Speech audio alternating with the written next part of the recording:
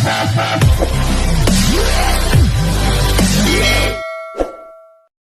guys, gawa tayo ng tinapay, croissant. Ito yung 3 cups na harina. Tapos mga 700 grams na yeast. Halo natin dyan.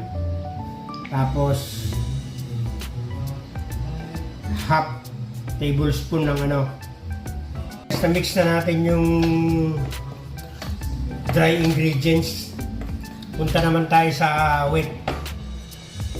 Ito guys, same measuring cup ng ng flour natin. Itong cup na to, nilagyan ko ng 1 cup ng milk, evaporated milk, warm, medyo warm guys. Yan, halo natin. Ito guys, huling nilagay ko 3 tablespoon ng oil tsaka isang itlog. Ayan guys, masahin na natin guys. Kompleto na yung ingredients. Guys, masahin natin. Tinapay. Ayan. Pakinisin lang natin guys. Para i-rest natin mamaya. Ito na yung natin guys. Rest muna natin. Binasa natin. Kuha tayo ng peeling na croissant natin. Half cup ng flour. 1/3 parts ng buong butter. Tapos half cup ng sugar. Pag-aloloin lang natin yan guys. Sa flat na, lagay na natin yung peelings guys. Itong ginawa natin. Saka natin i-rest uli sa rep. Ito guys, i-platting ko lang muna itong pinarest natin para ipahid natin yung yung peelings. Guys, na-distribute na natin yung yung peelings. Ipo-fold natin siya tapos ilalagay natin sa rep.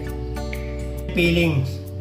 Ilagay muna natin, refrigerate muna natin for 30 minutes or 45 bago natin i-bake mamaya, forma. Ito na guys yung rest natin i-flatten natin na ipoporma ko na. Ito guys, ganito lang pag-fold nya ang croissant. Ito guys, ito forma na natin. Press lang natin ng konti, painitin lang natin yung oven tapos i-brush natin ng ng egg sa ibabaw, egg wash. Okay, egg wash natin para sasalang na. Brush lang natin ang egg wash. Babaw.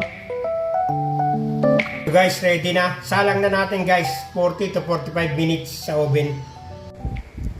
Ito na guys, finished product, croissant. Ayan guys. Ayan. Ready na naman for snack ito guys. Tamang-tama sa kape. Ayan guys. Thank you for watching mga guys.